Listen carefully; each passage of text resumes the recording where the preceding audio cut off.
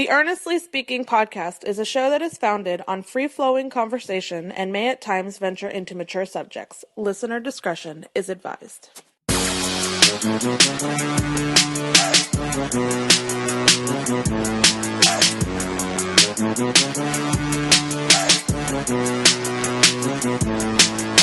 Earnestly Speaking podcast coming to you on October 13th, 2022. How you guys doing? It is the Thursday podcast here. Another big week of sports. Basketball in the corner in a couple of days and all that. We're gonna have actually a double feature here with our own Zack The Degenerate as we do our regular EJ vs. Degenerate week 6. As I currently lead now 3 weeks to 2. He won this week. And then in the back end of the show, we're going to have, we've been planning this for actually quite a while now, a couple months now. And we're going to rank myself and one, Zack The Degenerate, and Kris Krizmanic. We're going to rank our 25 best NBA players in the league entering the 2022-23 season. That's going to be very controversial. I mean, I'm looking forward to that one. That's going to be a very, very controversial part of the podcast. Which, of course, you can subscribe on any podcast catcher, such as Apple Podcasts, Spotify, Stitcher Radio, Google Podcasts, Amazon Music, you name it. Anyway, so a couple things we'll get to before we bring in Zack on here. As you know, this is a Thursday show, and we've been doing this thing on the Earnestly Speaking community on Facebook. By the way, if you haven't. It's actually set to private, but I may open it up. We'll see. Or I'll invite people according to who I like and don't like, I guess. But we did a question of the week this week. We've been doing it last couple of weeks on and taking a question, doing a big question, and then bringing it onto the show later on. And reading up some of the answers and stuff on the show. So this week's question was focused on the New York Giants and the New York Jets, because both teams are over 500 for the first time in 7 years, actually, which actually is quite incredible if you think about it. Now, obviously, I have my opinions about whether or not the Giants, of course, me as a Giants fan, whether or not they can actually sustain this moving forward. We'll see on that. But basically the question is this, though. Which team do you feel better about moving forward? Not just like this year, but even in the years to come. I have my own opinions on that. As a Giants fan, I'm pretty excited about the stability of Brian Daboll and, the front office, and this kind of, I said this a lot too, leading up to the season. I didn't have any expectations in the season in terms of the playoffs and obviously the Super Bowl and all that kind of stuff. No, I was pretty clear about this, and I had my brother on the podcast too back last month, and we discussed this, and we said that basically, if they win 7 games, that's a win, because we know this roster isn't that good. We know it's pretty much Saquon Barkley or bust. Daniel Jones is our quarterback going forward. We still don't know, even at 4-1, we still don't know how good he is. I mean, he had a great game. He had a pretty good game against Green Bay in London on Sunday, but again, is that sustainable? I don't know. I see the talent, but it's about putting it all together. You have no receivers, of course. And I don't really feel good about, even at 4-1, I'm still very, very skeptical about this team and their playoff chances moving forward. Like you asked me now, I still don't think they're a playoff team. Obviously, if they beat Baltimore this week, obviously, on Sunday, a team that I believe is a Super Bowl contender. Obviously, it may, raise a few eyebrows, and it's on my end, it'll definitely intrigue me moving forward that maybe this team is a little better than we thought they were. But I'm still pretty much on the fence about this team this year.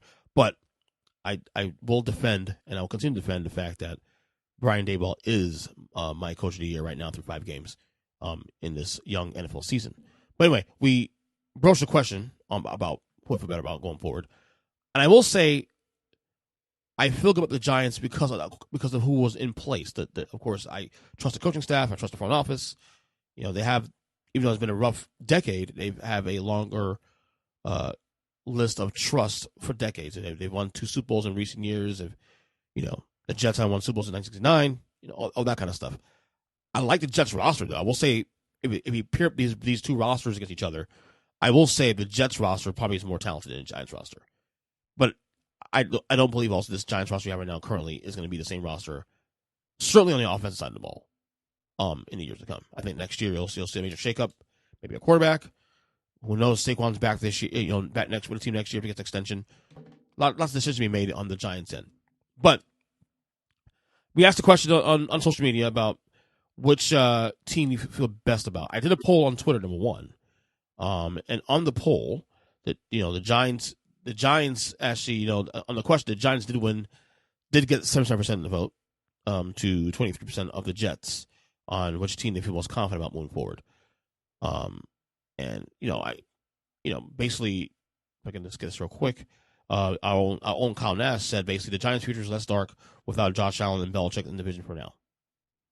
Good point. I mean, in the AFC East, you have to worry about the Bills for the next 5-10 years with Josh Allen. Obviously, Dolphins are going to be pretty good. We'll see how things go this year with Tua moving forward. And the Patriots are always out of Patriots with Belichick. You never know when they'll be good again. They can be sooner.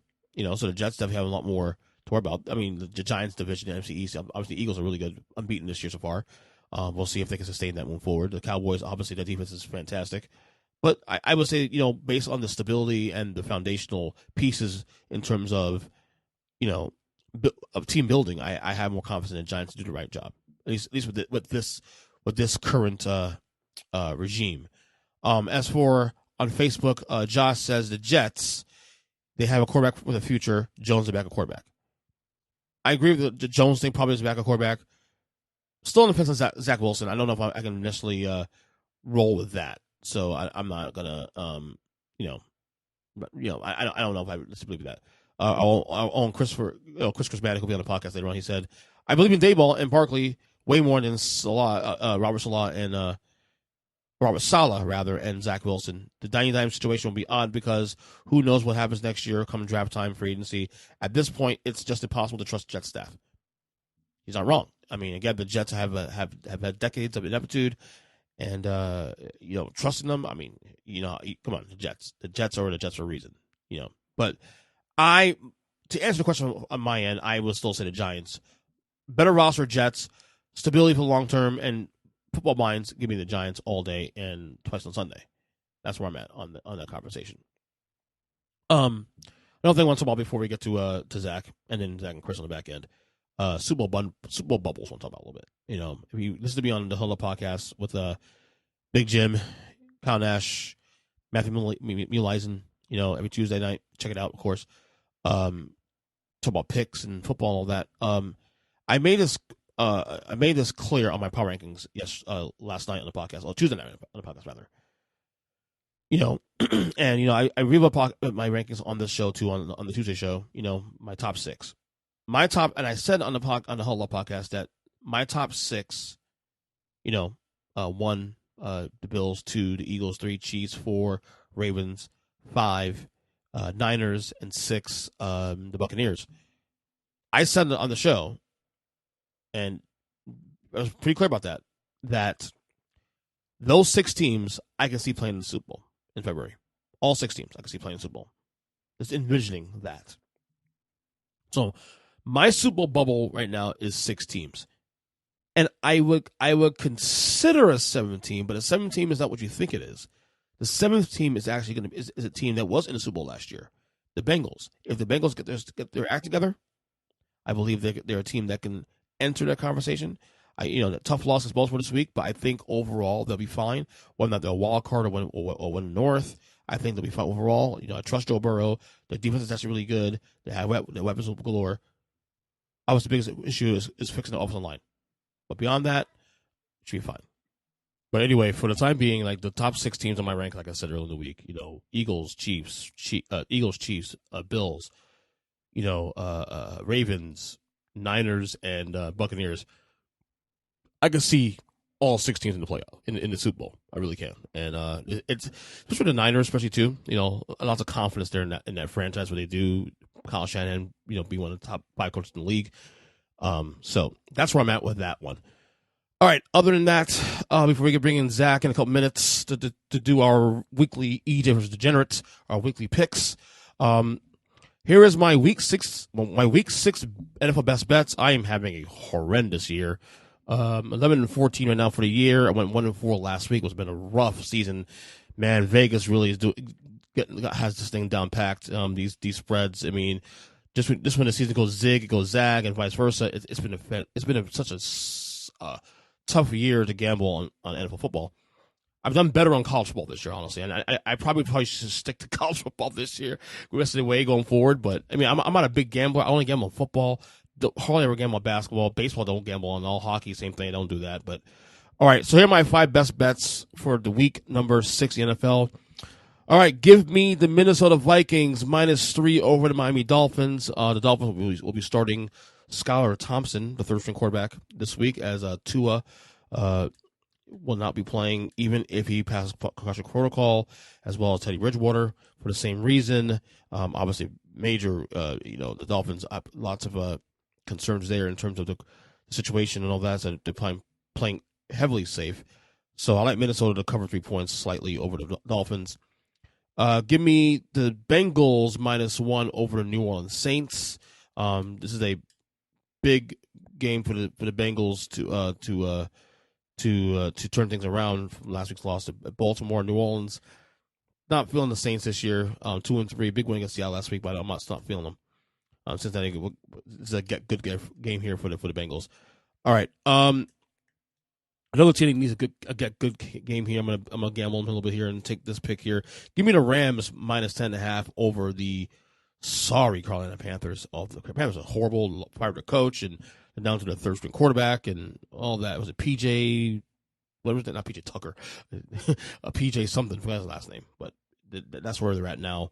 Rams need a break, and I think this is a big opportunity for them to get things back in gear because the Rams have been really bad out the gate. My fourth game here, give me the over on the Cardinals at the Seahawks at 50.5. Arizona's a really weird team, actually. A very weird team. You know, they're 2-3 right now. Almost beat the Eagles last week. Could beat them last week. They I said for the year started, if they're at least no worse than 3-3 after week 6, they get DeAndre Hopkins back, their star receiver, and maybe that can turn things around for the team moving forward. Well, if they win this week in Seattle, they'll be 3-3, and they get Hopkins back after this week, and we'll see how things go there. But I like the over in this game, especially. And finally, give me the Dallas Cowboys +5 going to Philly against the Eagles. I don't think they'll win the game, but I think the Cowboys will keep it close. The Cowboys defense is unbelievable. The Eagles' offensive line has been a little nicked up this week, so that's where I'm sitting at right now. So Cowboys +5. So once again, my best bet this week could be the Vikings -3 over the Dolphins, the Bengals -1 over the Saints, the Rams -10.5 over the Carolina Panthers, the over on Cardinals, Seahawks, and of course the Cowboys +5 over the Philadelphia Eagles. All right, it's time to bring Zach on to go through the rest of the NFL slate and maybe a little FSU minute on top of that too as well. So enjoy. All right, it is EJ versus the Degenerate, week number 6. You were finally out off the schneid, Zachary, with a big, resounding comeback last week. Oh, please, I almost blew it at the end. You were making a strong comeback. I know. I think on the 1 o'clock slate, I hit one game, I believe. Well, on that 1 o'clock slate, any game I agreed with you, I basically shot myself in the foot. So anyway, we are going to be doing again our week 6 picks of the week, and I'm up now 3 weeks to 2. And we have buys finally, Zachary. We have Detroit, Houston, Vegas, and Tennessee all on bye weeks this week. Of the 4 teams, I ask this every year when we do bye weeks. Of the 4 teams, who needs a bye week more? Well, I would have said Detroit because the pressure's starting to heat up on the coach. You think so? But Devontae Adams is going to have a first appearance in court, so he's definitely going to need that time off. What'd you make of that whole thing with the shove on the to the credential media member? Man, if it was a football play and he ran him over, the guy would have been like, "Oh, I took it like a champ." Yeah. But because of a heartbreaking loss, he gets in his face and he's like, "Oh, you can't do nothing to me." So, I think as long as you're on the field like that, a shove like that is a nothing. I don't consider that a big deal. So you think the being member that's not suing, but he he will be charges. sued. Oh, he will be suing on top of that. Well, he did press charges. Obviously, he's got misdemeanor assault. A bit much, you think? To me, yeah. Yes, I mean, Devontae Adams shouldn't do that. Of course, right. But you should not be up in someone's face right after heartbreaking losses. And I gotta be honest with you, also, like looking at the video too, especially in the way, like from the angle we see it from, looking at the way like the cameraman just kind of jumped into shot when Devontae Adams was coming off the field. It seems so random that I'm not surprised that there was at least a reaction. Now, obviously, pushing the guy a little bit egregious. I mean, I wouldn't have any problem with him putting him to the side, say, "Hey, sir, excuse me," push him out of the way. But the actual push, I think, is where it gets a little weird there. And then, of course, if the guy hits his head on the concrete, and it's all over a can of worms there. Apparently, he had a concussion, allegedly. I don't know. Yeah, I bet he's also got like a broken bone now, all kinds of stuff.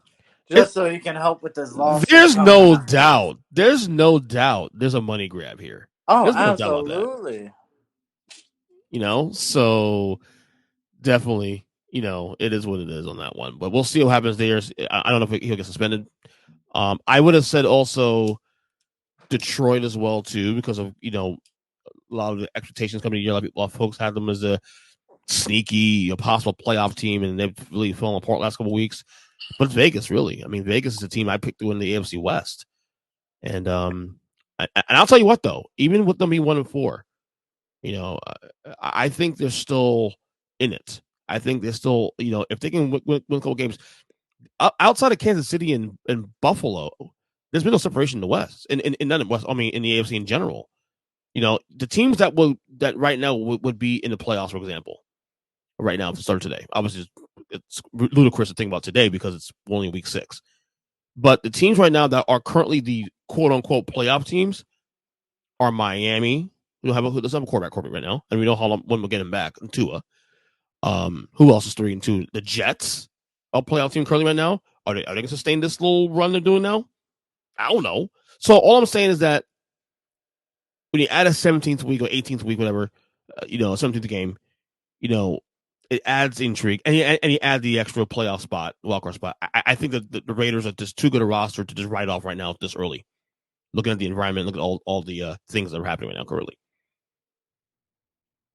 No, I agree, man. So, all right, picks time, week 6. Like I said, I'm up 3 weeks to 2.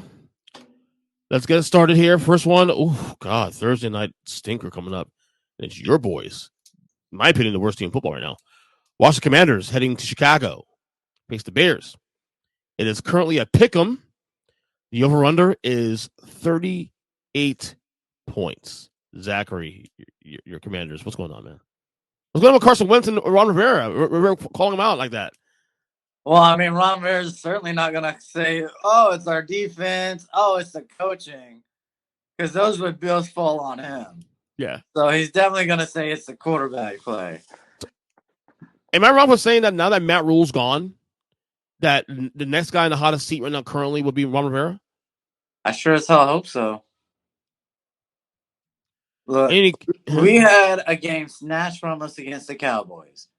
We shouldn't have lost this game against Tennessee. But we are what the record is, and we're going to get a win this week. So I feel really good. Taking Washington? Hell yes. I kind of want to take Washington myself, man, but they look so bad. Give me the over in this one, slight over. It's a little low. I can see a pick 6 here happening randomly. So give me the over on this one. All right, next one here. Here we go to Sunday games, 1 o'clock. We have the San Francisco 49ers heading to Atlanta to face the Falcons. The Niners are currently 5.5-point favorites. The over-under is 44.5. Atlanta's frisky, man. They haven't had one bad loss this year. They got robbed. Yeah. The team got robbed. You think? Holy hell. I mean, I know we have to protect the old man and protect his image and all, but dude, you don't steal wins from another team like that. By the way, the Falcons are the king of the backdoor. Oh, the backdoor covers late, man. Hey, they Third know one, how I to think. play. They know how to make adjustments in the second half. That's what I can That's say. very true. But I'm very high on Niners this year, right now. If you saw my power rankings at number 5 currently in the rankings. Yeah. I just trust them. I just trust them. Gas rankings you got going on. You like the rankings this week? You like it? Good Lord. I haven't liked your rankings all year. I had Baltimore 4. You got a problem with that? Oh, you switched it after what you showed us? You haven't seen. So basically, what you're saying, you haven't seen the rankings yet. You showed me a thing on your rankings before you posted with freaking the Ravens behind them and some other team that had No. I was posting a link. I was posting a link to the show last week. I was showing a link to Chris, whatever. Anyway, that being said, I don't want to dot Atlanta here, so I'm going to take the under this one. To the under. I'm going to stay away from the spreads here. I'm going directly opposite you. I'm taking the over in this game. Really? Okay. All right, next one here, we have the New England Patriots heading to Cleveland face the Browns. The Browns are currently 2.5-point favorites. The over-under is 43.5. The Browns will be easily 4-1, 5-0 right now. You have to have a legit quarterback. I think he's playing horrible. I think Brissett's doing, holding the fort down for the most part. Yeah, he's trying, and he's going to pick up a win this week. So, thanks to his two-headed monster in the backfield. Yeah, I like Cleveland this week. Like I said, the missed field goal against the Chargers when that dumbass coach in LA tried to give the game to the Browns by making a stupid 4th and 2. If there's anyone on a hot seat not named Ron Rivera, it's got to be him. Brandon Staley? Yeah. So you think Cleveland also? Yes, I am. All right, here we go. All right. What do you think about Bailey Zappi in New England? Look, kid played great. Mac Jones better hurry up and heal. We might have a real comeback controversy here in New England, honestly. That would be crazy. Yeah, tell me about it. Post Brady. Life has begun, definitely. Mac all right, next. Jones to Carolina. Yep. Who would have thought this game, week 6, would have been a marquee game on the calendar? But we're here. The 3-2 Jets heading to Green Bay face the Packers. The Packers are currently 8-point favorites. The over-under is 44.5. Are you buying the Jets a seller now? Because I'm still kind of on the fence on that one.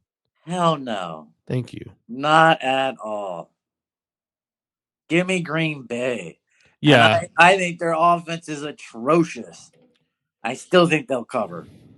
Yeah, I'm there too. I think this is a get right game for the Packers offense. I think after what happened in London, and I'm sure Aaron Rodgers got in those receivers' asses. Yeah, I definitely see the Packers covering here. Look, the Jets get a miracle win against Cleveland.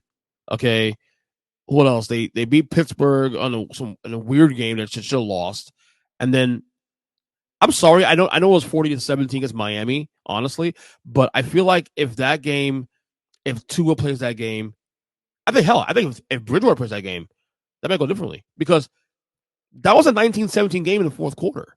Yeah, things got out of hand late. What a third string. All that was. What a third stringer. Yeah.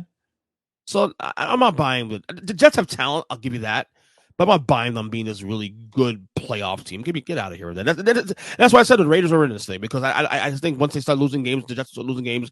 Raiders hopefully win some games going forward. They'll even up. The planets will align properly where you should. So I'm also with you. Give me Green Bay as well. All right, we have the Jacksonville Jaguars heading to Indianapolis to face the Colts. The Colts are currently 1-point favorites. And I know why. Over under is 42 points. Obviously, these two teams met a couple weeks ago when Jacksonville blew them out in Jayville. Indy was a big win last week. Obviously, ugly game was Denver last Thursday, but big win. I know that Jacksonville owns Indy. I'm gonna go Indy here. I'm gonna take the Colts here just to I don't know. Maybe Jags are a better team. I guess. Now you know what? Screw that. Give me the over. Screw it. I'm staying away from that. Give me the over. Give me the under. Ooh. You put up 6 total points against Houston. Yeah, I get it. You blew them out a couple weeks ago, but that was a miracle of offense for that team. They have not been clicking on all cylinders. So, Speaking of Jaguars, our old friend Kyle Nash hasn't. I don't know if he wouldn't listen to the podcast the last day or so, and then on Hulla podcast on Tuesday nights, he's been calling you out because remember you called him out about the Jaguars thing on Sunday. I sent the message to him. He texted me on Sunday after the Jaguars lost to Houston. Sent a message, and of course he went apoplectic and stuff. So yeah, his team lost to your supposed worst team in football and probably another one of your 5 worst teams in football. And yet you think Jacksonville's good. Get the fuck out. Now for the record, he's a Niners fan. To the record, but he covers the Jaguars for the for media. So, Yeah. All right, so you go under on that one, right? Yes. All right, next one. The Minnesota Vikings head to Miami to face the Dolphins. The Vikings are currently 3-point favorites. The over/under is 45.5. Kyle Thompson will be the starting quarterback for the Dolphins most likely for this game.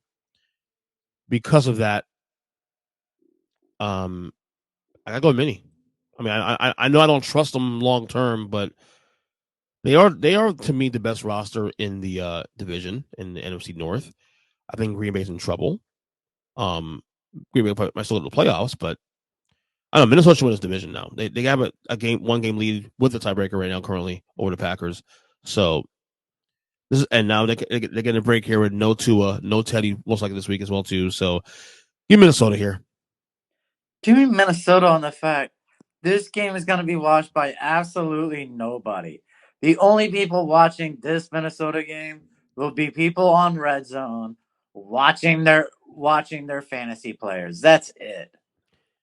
They saying Kirk Cousins strikes again.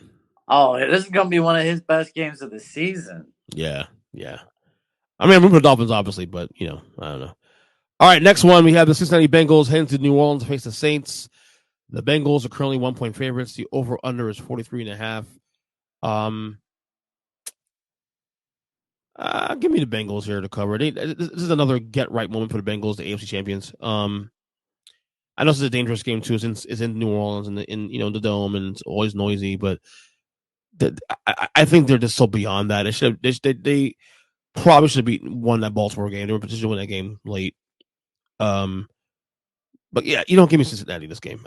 This is a better team. You just don't like the Red Rifle. That's all it is. No, I like Gingers. I'm friends with you. Yeah.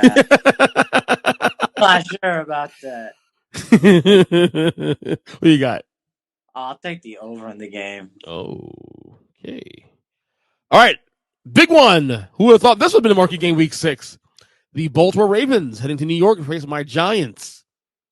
The Ravens are 5.5-point favorites currently. The over/under is 44.5. Does this rule apply to your Giants logic when they're good? Well, they're not very good. Just like you It has literally been set up by the schedule and by some calls on the field. But I know I didn't have a mortgage bet last week. I got a mortgage bet this week. Bet the Ravens. Yeah, I'm with you too. The Ravens are currently number 4 in my rankings. I thought that win against Cincinnati, really put some things to bed a little bit after the couple of weeks of blown leads and stuff. They could be easily 5-0 right now. Easily 5-0. But, I just think, after last week's emotional game with the Bengals, I think that they've now written the ship. Giants, look, it's a great story. Obviously, it's my team. But I don't. I'm just not there yet. Now, if they win this game, obviously that would be the first really. Well, obviously being Green Bay last week, but this game will be a major step forward into like, oh wait, maybe this is a playoff team. I won't say this much though. I know how you feel about it. I know a lot of folks I talk to don't agree with me, but I'll say it to you. I think right now in a 5-game sample, right now, Coach of the Year is Brian Daboll. Oh, totally. There we go. Thank you. You have sense once. I don't think anyone can put anyone ahead of him. Thank you. So I'm with you, Bo. I'm with you, man. Baltimore is the play here. They'll cover. I think it's gonna be a competitive game though, but I think Baltimore is the play here. All right, here we go. Next one here. We have Tampa Bay Buccaneers heading to Pittsburgh to face the Steelers. The Bucks are currently 9.5-point favorites. Over under 44 points. So the Steelers get embarrassed by Buffalo last week. Typically teams that get blown out, they tend to come back stronger and whatever. Tampa's weird. This is a weird Tampa team though. Like I trust them in the end. Like they'll get there. They'll be in the NFC divisional round title game possibly depending how things shake out. But I feel like even at 3-2, they still haven't figured out, put together a whole game yet. Well, they're also finally starting to get healthy on offense, so yeah, that's going to be a huge thing. I kind of want to say Pittsburgh on the points here just for pride. Yeah, I'm going to take Tampa Bay. You are. Look, I have yet to see any encouraging signs of a passing game by Pittsburgh. Right. So, well, I'm not going to judge Buffalo. Buffalo's another tier. But man, I'll take Pittsburgh on the points here. This for pride. They're not winning the game, but can he keep this game relatively within earshot? A touchdown at least. We'll see. I mean, this is a Mike Tomlin-led team now. I mean, that's the pride there in that locker room. All I know is there goes his streak of never having a losing season. Oh, absolutely, without question. I mean, it's impressive though. 15 years now, that's pretty impressive. All right, next one we have the Carolina Panthers heading to LA to face the Rams. The Rams are currently 10.5-point favorites. The over/under is 41 points. I mean, another team that needs to get right game. Carolina's fired their coach. The Rams look dreadful out the gate. You've been saying this since week one. The O-line looks like trash. This is a game that if there's a time to turn things around, this is the week to do it. Even the Rams cover the spread here. I'm right there with you. You're talking about Carolina being on a third string quarterback now. They're going to try PJ Walker. Yeah, PJ Walker. They're going to try and rely on Christian McCaffrey, and you're going against the defensive line in the Rams. He's going to do nothing. That's the only bright spot in the Rams is that defense. It's still fantastic. Oh, yeah. They're healthy, so. Yeah. With you. All right, next one. Arizona Cardinals heading to Seattle, face the Seahawks. The Cardinals are currently 2.5-point favorites. The over/under is 15.5. This Arizona team is weird. Like, I feel like they're going to hang around for that wild card spot. They're not winning the division, obviously. It's San Francisco and maybe the Rams. But Arizona, I feel like this is a team that if they put a couple games together here, middle of the year, October, November, maybe they're in the mix for a wild card. The problem is, for the last 2 years, they've always started strong and then faded. Not doing the opposite now. I don't think you can expect them to do the opposite. I mean, you're talking about a 5'10" quarterback who team relies on immensely on offense, so he wears down. They get Hopkins back though after this week. Yeah, they'll help for 5 more games, and then come week 12, Murray's going to be tired. I mean, we did say though preseason wise that if they can go even 3-3 before he came back, that could be good for them going forward. NFC, no, I mean, look, I know that the Giants 4-1, Cowboys 4-1. The Giants aren't that good. There's still a lot more to be told there. If they win this game 3-3, Hopkins is back, and maybe that helps them to probably get some wins in later in the month and into November. Who are you taking? I'll take the over. Yeah, I'm taking over as well too. Yeah, because Seattle, and I'm kind of having some regret now on this too. They're in my bottom 5 this week, but they kind of look competent. They look way more confident than I ever expected. Yeah. Remember we were saying over under, was it 5.5? I think it was, and we were saying way under, maybe 3 wins tops. Yeah, I thought they'd be one of the 2 or 3 worst teams in the league. No, Geno Smith is playing fantastic, man. I gotta give him credit for that. And I actually, in hindsight, kind of regret putting him in the bottom 5 this week. Look back at my rankings this week. I think Chicago's worse than they are. You know. Oh yeah, way I can worse. argue. I can argue Denver is worse than they are right now. And they beat Denver too, especially. So, but yeah, give me over in this one. I can see this going either way. All right, next one. Oh, here we go. The game of the year. The Buffalo Bills heading to Kansas City face the Chiefs. The Bills are currently 2.5-point favorites. The over/under is 54 points. Whew. It's gonna be a fucking classic. This is CBS. This is Jim Nantz and Tony Romo, obviously.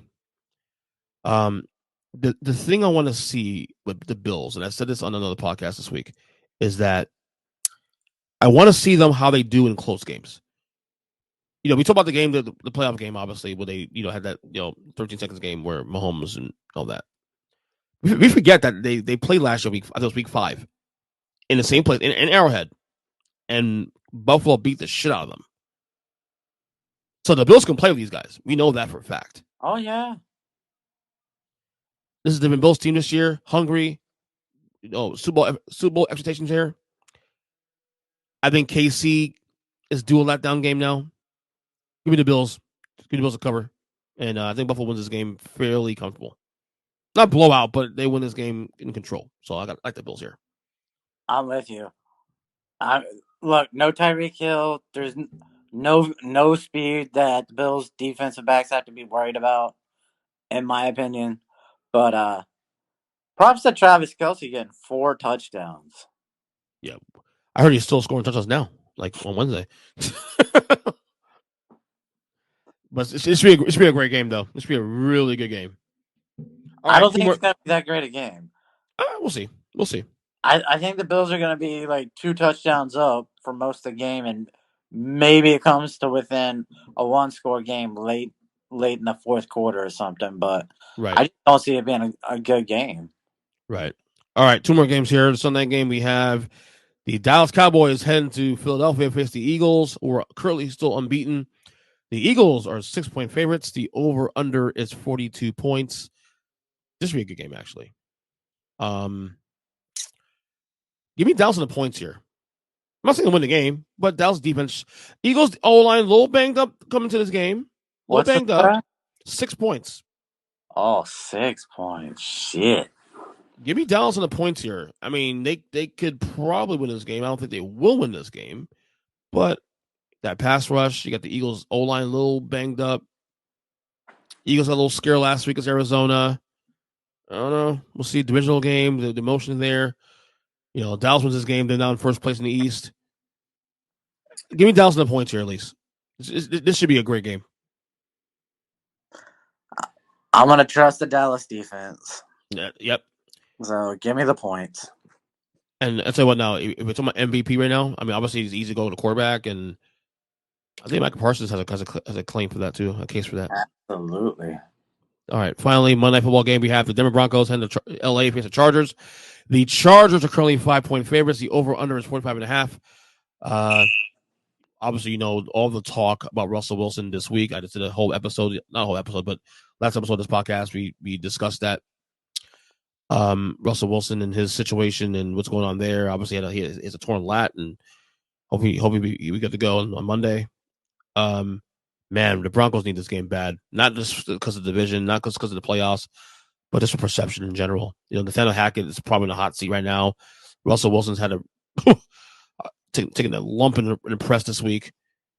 I like Denver on the points here. Let's start there.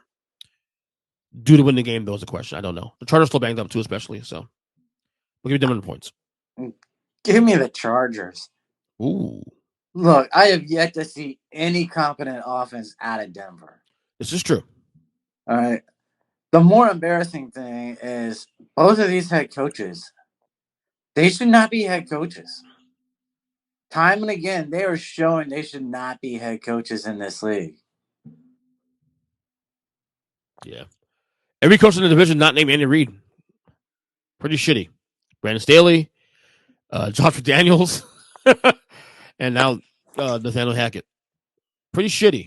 Look, I won't knock Josh McDaniels yet, but it's as if both those head coaches, Hackett, what is it, Stanley or Staley? Brandon Staley. Yeah, they have no faith in their teams, and are intentionally trying to lose. That's how it looks. Well, we'll see. I think it'll be a decent game. Actually, this is a compelling narrative-based game here. So, all right, quickly before we get going, actually getting going, we're actually going to do the next segment in a second of the podcast with Chris in a second. Quick FSU minute. That NC State loss burned me up, man. God, what was that in the second half? What was that? 17-3, you're up, and you can't do jack squat. This is why I said we have no coach. He should have been fired last year, 2 years ago. And then Chris wants to talk all this smack. Oh, look at how great he is because we beat LSU. Look, he's a terrible coach. He's another guy who has no faith in his team. Why are you trying to go for a touch? Why are you calling a pass play where you're going for a touchdown, and yet you've got a kicker warming up that you've literally crushed because you refuse to give him any chance at getting better? Yeah, it's terrible. Terrible. And you know that pick that Travis threw in the end. I'm not gonna just say blame him for that either. To be honest with you, try to make a play. This is obviously It looked like a him. pretty damn good throw to the defense to me. Well, right, but I feel like there was a miscommunication between him and the receiver. But what are you gonna do? I mean, we still had a chance to win that game late. That's the worst part. The field goal. And it's just one of those things that we're giving games away now. It's sad. But like I said, this is supposed to be rebuilding for the Seminoles. If they win 8 games this year, I'm happy. Do they beat Clemson this week, though? You know, the way things have been going, I think we will. I love it. I love it. I love it. I love it. Okay, Zach. All right, stand by, Zach. We're gonna get Chris in here now. All right, now we are doing our NBA 25 rankings now. So Zach, we finished doing our segment. Now we're bringing Chris in here now. The professor himself, Kris Krizmanic. What's up, Chris? What's going on, guys? Not much. I'm scared actually to do this rankings. Honestly, we discussed this real quick. Hey, Chris, how's the Florida State coach looking? Well, I was not tooting his horn. We just discussed that in the last segment. Actually, we just discussed that actually last segment. I mean, and not like Jordan Travis making him look any better either. I mean, fuck. He's played well this year. I mean, he had a rough second half of that game against NC State, but I mean, but I think overall has been really good actually. But anyway, we are here talking NBA basketball. We're a week away from the start of the season. I cannot wait. We obviously did our over-unders about a few weeks ago, but now we're going to rank our top 25 players. Each of us will give our players 25 to 1 all the way through. It should be a fairly long one. We'll see. I'm scared, but we'll start anyway. 25. I have my dudes who I'm projecting how they're going to play this year. So pretty much where I believe they're going to end up at the end of the season, not where they are at this. I will say that I have some of that too also, but I also have legacy play too to some degree as well. Oh, you have tons of legacy I have play. zero legacy.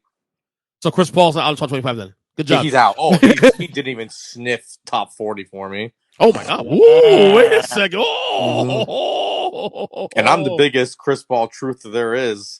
But he was not sniffing anyway. After that playoff performance, after Jalen Brunson fucking took him to the fucking doghouse, to the shed, like, no fucking way. Well, about to find out now. 25. Let's go Zach first. Zach, who got 25?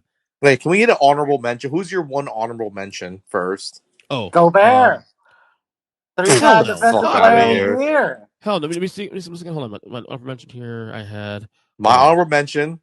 2 guys, same last name, both Murrays, Deontay and Jamal. Which one? Both. Those are my honorable mentions.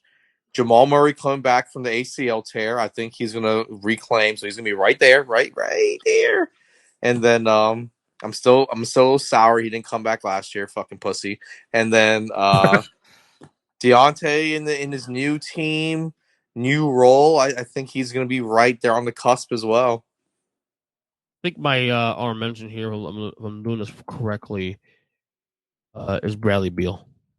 Get the fuck out. I can't believe you don't have him in there. What? Oh, Are you you know what? Zack did. Yeah, I knew for a Yeah, 100% that's Zack was right. going to have He- him. Let me we put haven't a even got guy in here we who haven't got to can't 25 shoot, yet. can't We haven't pass, even got to can't play 25 yet, and we're ready to defense. start your shit. There you go. You ready to start your shit, Zach? Okay, Zach, 25, go. What do you got? 25. I'm waiting for this one. My only young, I'm talking straight up young gun, Anthony Edwards, because I'm predicting him to be the number one alpha in Minnesota this season. Spoiler alert: I got him there as well. Ew, he was never cracking my list. Spoiler alert: I got him there as well. Who you got, Chris? 25. I have Kyrie at 25. I'm And fine that with was that. that was really Look, close to leave him off the list, but ESPN having the top 30.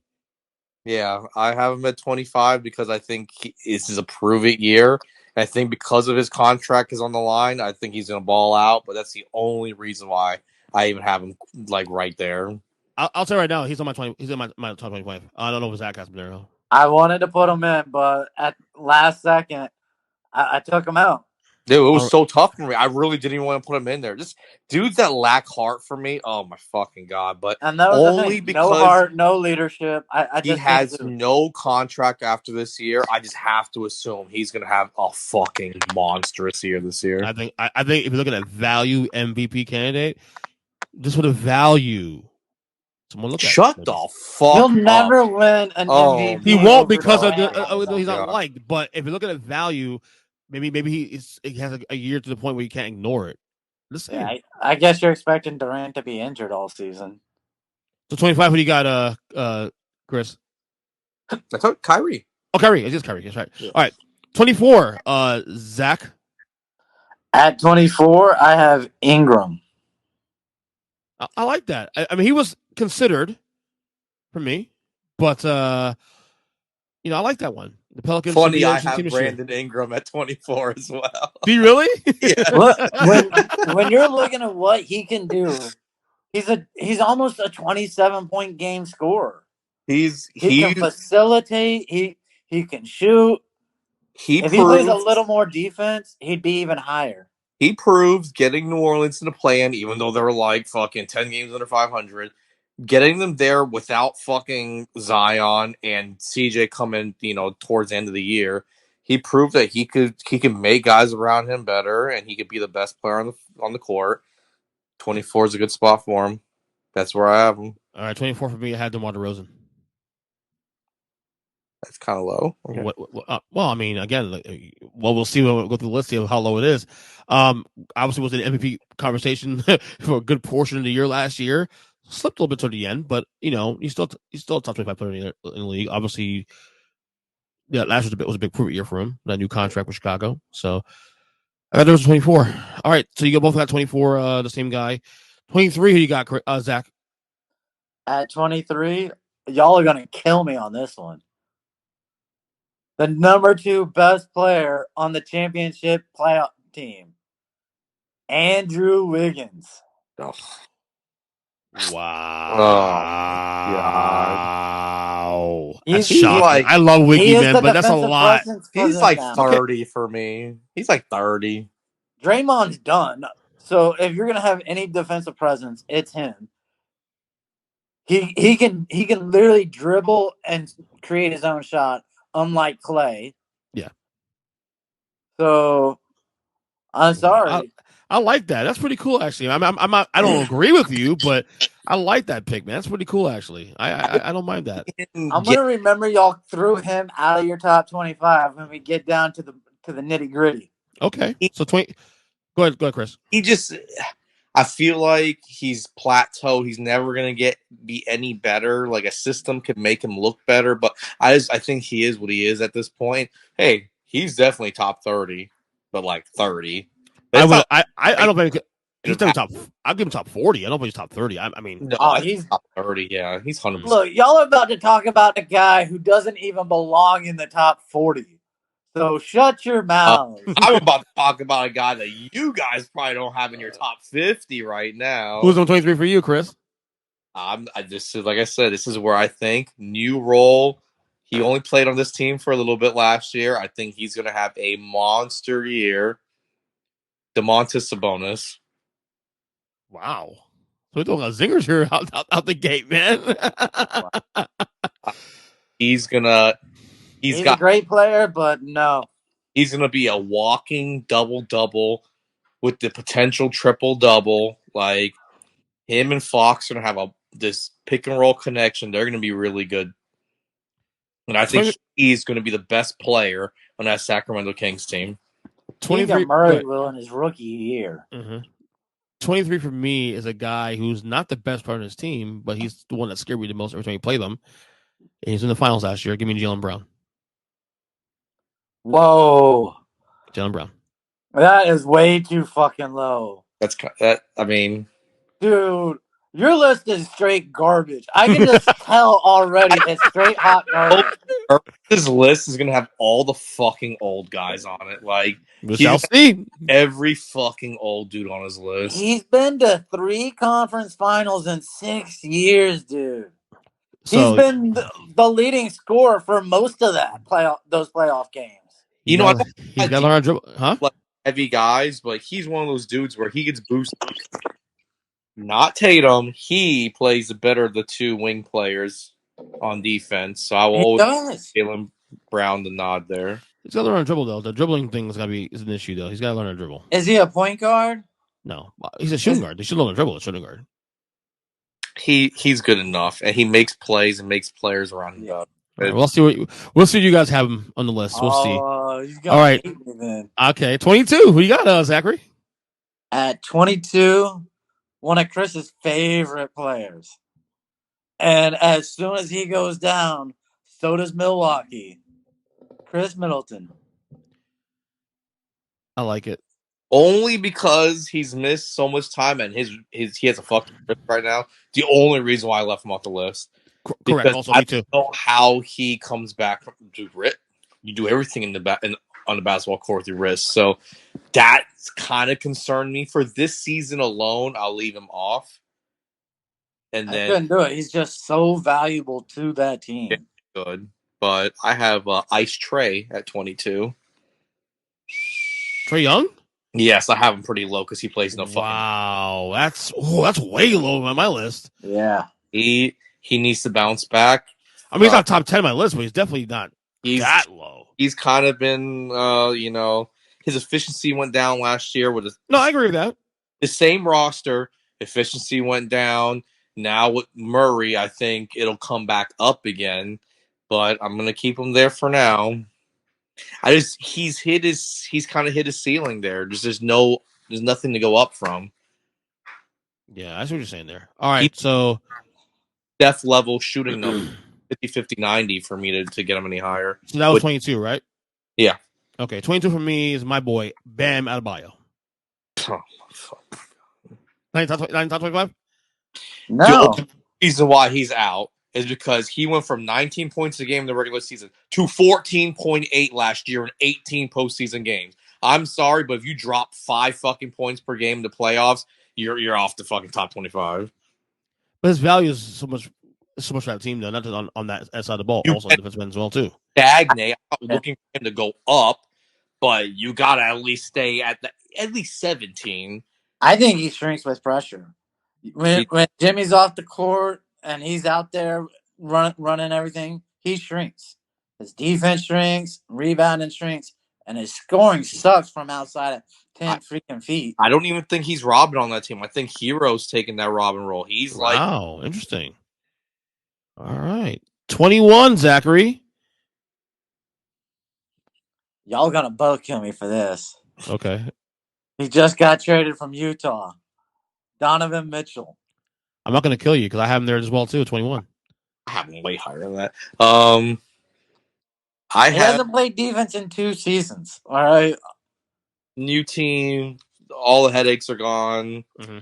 I mean, this is definitely not his preferred destination, but I have him way higher than that. I do think, though, like by the end of this year, he should be higher on this list, though, when we do this list next year.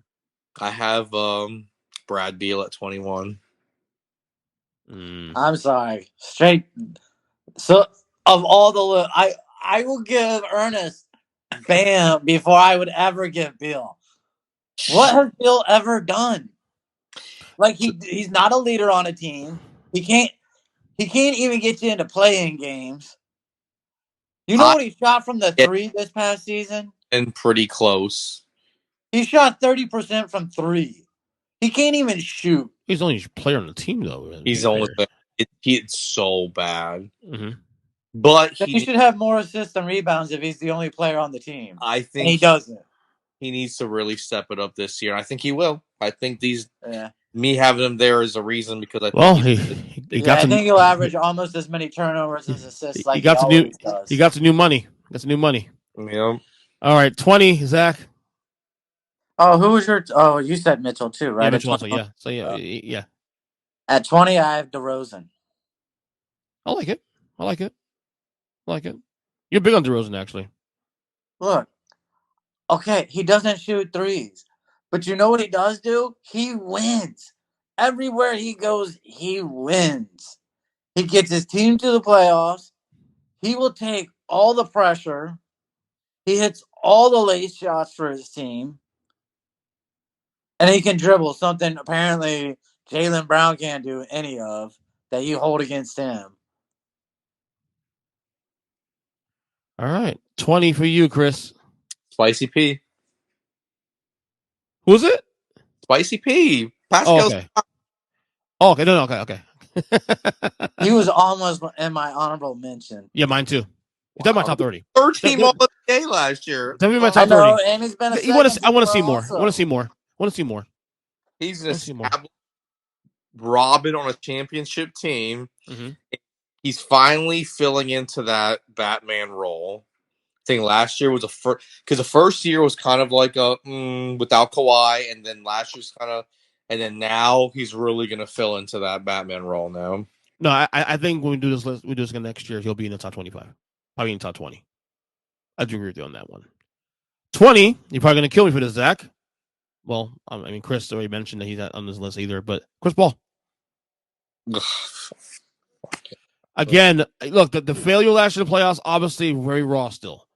But this Suns team isn't where they are without Chris Paul. They're not even in the conversation with number one seed without Chris Paul. Now, we can obviously knock them with everything else beyond that. But they're in the finals 2 years ago. Chris Paul was the main reason they were there. You know, same with them winning 65 games last year. Same thing. So you know me. I have Chris Paul, like, of course, you're ridiculous. Yeah, the all-time greats point guard list. Shit. After that playoff performance, you just have to assume that his career is just on the fucking. He is firmly in the twilight. Like, well, this is the last gasp. This is the last gasp here for me. Yeah. Obviously, I don't think he'll be in the top 25 next year. Really being honest, top 40. First off, if he won at the end of this season, he's retiring. But dude isn't a top 25 player. He wasn't until the playoffs last year. It hit Brunson, just fucking shutting him down. Yeah. All right, so 20. I did 20. Chris Paul. Y'all did 20 also too. Mm-hmm. Okay, 19. Zach. I've been waiting to say this name just to piss you guys off. At number 19, playing for the Blazers, Damian Lillard. Good God, Zachary. Now, look, I understand why you did it. Missing it most of the year last year. I can understand that whole readjustment and all that, but that's way too low. Really? Does he make his teammates better? Yeah. Is he a leader or is he just a massive shooter? Is he a Carmelo Anthony? No, he's not that selfish. Come on now. He's not? No. Chris, you think he's that selfish? No, but like I said, I have him only a couple spots higher. I mean, he's definitely my top 20. He's definitely my top 15, but I mean, he's not top 10. He was definitely my top 10 2 years ago before the injury. And again, you were an idiot then too. Oh, come on. All right, so 19 for you, Chris. Jaylen Brown. Okay. All right. Still too low. Oh, okay. I think that's a good spot for. I think so. Any Robbins on my list. He's probably there's only two more guys that are like second fiddle on their team ahead of him. So, I mean, he's third place Robin for me. Well, 19 for me of course, if he can stay healthy and whatever, it's a contract year. Kyrie Irving. That's high. That's too high? I had him at 25, but yeah. It's not terrible. It's not a terrible spot. I mean, the guy's box I get office, it. dude. Y'all are projecting that he's gonna show up because Contract year. I still say he plays 60 games max. I think it'll be interesting how he looks with Ben Simmons for sure. Mm-hmm. But like Kyrie said when James Harden got there, he does not mind playing the off guard position and letting someone else, handle the rock. He's got no problem letting someone else make all the decisions. Just let me shoot the ball. It'll be interesting, but I hate how Nash came out already and said, "Oh, don't expect the best Ben yet." Oh, fuck, man, this guy, this young, can't even come back from that. Fuck. All right, number 8.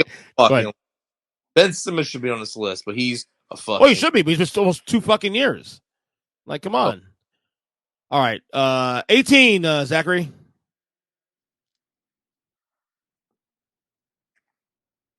Uh-oh. Well, if I were going by Chris, this is a legacy pick. Okay. FYI, this is a legacy. LeBron James. This is AD at 18. Guess what? I'm there at 18 as well. Wow. And it's all legacy. Because if you look at what he did last year, with all the injuries, he's hitting the decline super fast. He is. I'm 18 as well, too. I'm with you 100%. Wow. We got 18, Chris. DeMar DeRozan. Okay. Highest out of all of us? Yeah. Barely. Yeah. I like DeMar. Good fit in Chicago. He took that alpha role from Levine, but Levine's right there, right behind him. But DeMar's still the better player at this point in their careers right now. Levine's a lot mid-range game there is in the NBA. Shooting 47% from the mid-range. That's so good. That's so good. He's so unappreciated last year. He pretty much held that team afloat through all those injuries in the second half of the season. So he'll have to do it again this year too, because no Lonzo probably for a good chunk of the rest of the year. So we'll see. Okay, number 17. I have Davis at 18. 17. You got Zach. James Harden, Mr. Bucket, 28-10. Doesn't matter what you do. Doesn't matter what kind of shape he's in. Get you 28, pulls down 8, and dishes out 10 assists a game. Supposedly, I haven't been able to see, but he's in the best shape of his career. That's a lot of weight, apparently. I also have Harden at 17 as well, Zach, for the record. So I'm with you. Two in a row. Chris, who you got number 17? Harden didn't even make my list. Whoa! He's not even on my list. Okay. You are spoiler alert. About this analyzing. That was like a legacy thing. Like, but it's partially the reason why he'd be on my list would be a legacy thing. He's there because let's see what happens. Let's see. Hold on. First camp. What do you project his numbers to be this year? Low. I feel like Tyrese Maxey's going to eat right into his numbers. Legit. What do you think his points, rebounds, and assists are going to be? 16, 5, and 8. And what about second, third seed in the playoffs? They could be. They could definitely be a pretty high seed in the East for sure. Mm-hmm. But 5 and 8. Well, you said on the over on the pod about a month ago, Zach, that you think Sixers are going to win the East, or could win the East. So, could finish with the best record. Right. Mm-hmm. So, I mean, you're pretty high on the Sixers this year too as well. So. I just see Tyrese Maxey really eating into his numbers, and that's not the worst thing in the world. But I really saw that no matter how good a shape, I think the NBA changing the rules really affected him. Yeah, so who do you another year? So who do you got 17, Chris? I have Dame at 17. Okay. Yeah. Okay. All right, 16, Zachary. Well, this is where I have a guy who can't guard anyone. He could maybe guard Spud Webb, and that's it. Your ice Trae Young. Did you count my picture? Count my list? I got Trae Young 16 also. I made this list 2 weeks ago, thinking we were doing it 2 weeks ago. I started like weeks ago too, also, but I hadn't really. I only started really molding it in the last couple of days because I wanted to see. Okay, where we're at now. Any injuries coming in? Nothing. I got Trae Young also 16. So I'm trying to figure out if I have this guy lowest on our list, or you guys don't have him on the list at all. But I have Cat at 16. That's funny because he's coming up. It's coming up. I think that's a little low, but hey. Okay, I have him lowest on the list. Hey, until his team like not team, but like his individual defense, steps up, that'll always be like his downfall. Is this? But so I'll go ahead. He could be one of the most talented big men of all time, like just offensively. Yeah. So I'm gonna go ahead and just jump into 15 because that's also my number 15 is Karl Anthony Towns. So I'm hiring you. I'm really curious to see how he plays power forward this year. Mm-hmm. You know, with Alonso Rudy Gobert, I'm really intrigued by that whole thing. So that's my 15. Zach, you got 15. At 15, I have Jaylen Brown. Okay, that feels high, I'm sorry. but I get it. I'll say it again. He's been to 3 conference finals in 6 years. He has been the main guy for 2 of them. Tatum was only the main guy this year. He dealt with the Kyrie bullshit and played above it. He has done everything. I'm not mad at that. No, I respect it. Who you got 15, Chris? I have Donovan Mitchell at 15. I think he's going to break out this year. Well, this is where I think this year, but in this year, I'll have him here probably next season, not closer to 10 if he turns the team around, obviously. If you told me he can play defense, he'd go higher on right. But I feel like he's hit a ceiling already so far. But maybe Utah might change that. Coming into the league out of Louisville, his number one calling card was defense. He was a stopper. And I think in Cleveland, he's going to get back to his roots. He's going to hunker down, and he's going to ball out. I think his first year in the league, he was a defensive stopper on the top guy. But then Quentin cared all about scoring. He had to start carrying that burden a little more. And I think this year, with the way like Darius Garland will take some of the ball handling off of his plate, and the way that even when he's out, when Ricky Rubio comes in, like their team has a lot of ball handlers, so he's not gonna have to carry that burden. And then with the way like Mobley behind him and Jarrett Allen, he's gonna be able to play tougher defense because he has 2 studs behind him too. Don't forget that. So I'm big on him. Like Donovan Mitchell is gonna ball out this year. All right, 14, Zach. What you got? The biggest pussy in the league. I get a thigh bruise and I have to sit out for a year. Kawhi. Kawhi. It's Kawhi. You know, I wanted to put him higher. I feel like when he plays and shows up, he's way higher. But, dude, you knock him to the ground now and he's going to ask for 2 weeks off. PTO. I mean, I see a logic, and I can't say I hate the logic because the dude's always hurt, but when he's on the court, he's fantastic. The time management they're gonna do now with him coming back, and it's sad too because he's supposed to be in the top 5. Well, he's missed like a year and a half now, so no. This year, I don't think they're gonna load manage him as much this year. Oh crap! They better not. He'll play 72 games. I would like to make a bet with you right now. Overrun to 70 games right now, Kawhi Leonard. Way under. Okay, Chris? He's gonna be either at or over. I would make an over under at 62. Now it's a bet. There you go. Boom. I marked down. Not only do I have this guy, I think I'm the only dude with this guy list here at 14. So who's 14? Who's 14 for you, Chris? Paul George. Guess what? Me too. Paul George, 14. Yeah. Zach, do you have him on your list? Yeah. Oh shit. Oh hi. Wow, I'm impressed. Oh shit. PG time higher for Zachary. I have him one spot higher. That's I was gonna say he's probably 13.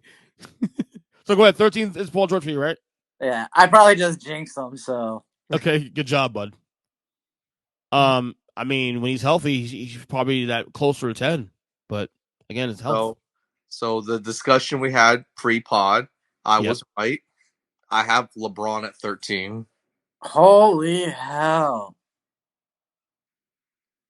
And Yeah, are you serious? LeBron 13? this is coming from the dude who took LeBron number 1 overall in the all-time draft. But that's all-time draft. This Not year, 2022. LeBron at 13. Look, I wanted to go out on the limb, but I'm thinking maybe everyone comes back healthy to start the season, so he's motivated. I'm sorry, but That is a stunner. last year, I don't give a fuck if AD played 20 games, if Russ was not the right fit, blah, blah, blah. To not make the playoffs with that fucking team. Yeah. Not yeah. They would be down by 20 in the fourth you quarter, and he was getting garbage points if for the scoring title. game. I'm sorry, I got LeBron a little lower. I just feel like this will be the real twilight now. Like he's been staving off the twilight of his career for a while. Then this year, like he dropped down to he was at like almost 30 points a game last year. I think he'll come down to earth like 24 games. I feel like you're trying to out tank Zach. No, standings here. He really is. At least I can make the argument. I mean, they were legitly down for half the season by 20 in the fourth quarter. 13 they though, would bro. have him playing in the fourth just so he could get the scoring title. But 13, Chris? He is my highest ranked Robin on my list. Who is LeBron? Yes. Wait, he's a Robin now too? Whoa! You mean to tell me you have Brittle higher? Good God! All right, I'm scared to even go rest of the show now. There we go. We were pretty smooth for the most part until we got to this one. There we go. Nice. 13 for me is Damian Lillard. Now you got to remember too. Also, before the injury last year, he was my top 10. So let's see what he does to come back from that, and we'll go from there. I think you just like his nickname so much. That's gotta be good. He's good, but I think with the influx of talent they have there now, like I think he's definitely he's gonna take a step back for sure. We'll see. We'll see. All right, number 12. I got Cat. I think him moving out of center and getting to play the 4 when he loves to shoot the 3. I think he took 7 threes a game last season. He's going to love this. I mean, he won the 3-point competition in All-Star Weekend last year, so I mean, yeah. I think the trade for Gobert is doing nothing but building his psyche. He's going to have a monster season. All right, 12 for you, Chris. Anthony Davis. I think this is the year that LeBron says, you know what, man, you need to take the next step up and carry the team. And so I think he finally ascends LeBron on that team's pecking order and fosters in the next era for the Lakers. You know that requires him being on the court, right? Chris, the only thing he's going to be carrying for LeBron is the lineup card to the ref. Oh, jeez. And street clothes. Over his injuries. Would you have 80? Would you have 80 on your list, Zach? 18, right? Yeah. We have about the same spot, right? Street clothes. All right. 12 for me is Dem Booker in Phoenix. Not bad. I mean, again, solid player. Probably the 1A of the Suns, but we'll see what happens now. If Chris Paul takes a step back, as we all saying he's going to do, does Dem Booker take another leap? Let's find that out. So 12 for Dem Booker for me. All right, number 11, Zach. Give me Devin Booker, the engine of the Suns. Okay, so it's the same idea. Same idea. Nice swing there. Chris, number 11. I have my boy at 11. Can't be super homer. I got Ja at 11. Wow. It feels a little low for you, man. A little bit. Have you called Devin Booker's name yet, Chris? No, I have him at 10. So okay. Well, Okay. if you have 11, I have him at 10. I Okay, was so what? I was just starting to worry this was going to be another tank job guy. Yeah, exactly. I'll tank Zack again. He's the only dude I will forgive on the Suns for last year. So this guy, probably in hindsight, I should put him a little lower because he's been gone for a little bit. But because of the impact of when he is on the court, I'm gonna run with this for a little bit. Number 11, I got Kawhi Leonard. We shall see. I was with you, but I couldn't do it. Yeah, the guy just doesn't play. Yeah, I mean, he should be in the top 5 logically, but he's not. I also don't. Here's a fun bet: who plays fewer games, AD or Kawhi? Because they're both going to be on load management. They both get hurt. Less games. My money is on. Ooh, I'll say Kawhi for less games. Wow. Kawhi for less games. So at 10, I have Booker. So okay, we all have him within one spot. Pretty much. Yeah. So you got 10. 10. You got Booker for Chris. At 10, I got Morant. Okay, I also had Morant at 10 as well too. Oh. Okay. So yeah, but I think if we see another season, another duplicate of last year, or even close to duplicate of last year with Ja Morant, he may crack the top 8 to 6, maybe higher. We'll see. Yeah, I have a couple dudes in my top 10 that could easily fall out. Yeah, whether it be age or. But 9 could easily fall out. So. Okay, so number 10 for is Ja. Number 9, Zach. Number 9, I got LBJ, LeBron James. Look, be top 10. I'll tank Chris. Wow. I'm gonna say it again. All he is garbage points in the fourth quarter. Oh my god! It's a bad team last year, man. We should have saw it coming too. We were all behind the Lakers. Was it over last year? 51 wins last year. We went over. They got Ross. They got this guy. And didn't you guys take the over this time around? I did. I slight over. I said slight over in this one. What has James been for a majority of his career? Say it again. General manager of his team. Yeah. That roster, you can blame on him too. Okay, no, absolutely. I don't disagree with you. Number 9 for you, Chris. The hometown guy, Jimmy Butler. Guess what? So do I. You're both number 9. I never thought I'd have him higher. He raises his average in the postseason. Right. That's what helped him. But I do. That 47-point fucking Picasso performance last year. Oh my god. But let me say this though: we're talking about guys that could fall out by the end of the year. He's another guy that could fall at the end of the year. But that's one of those dudes that I said like, hey, he could easily he's gonna get the age. He's getting not only the age but the wear and tear of having those.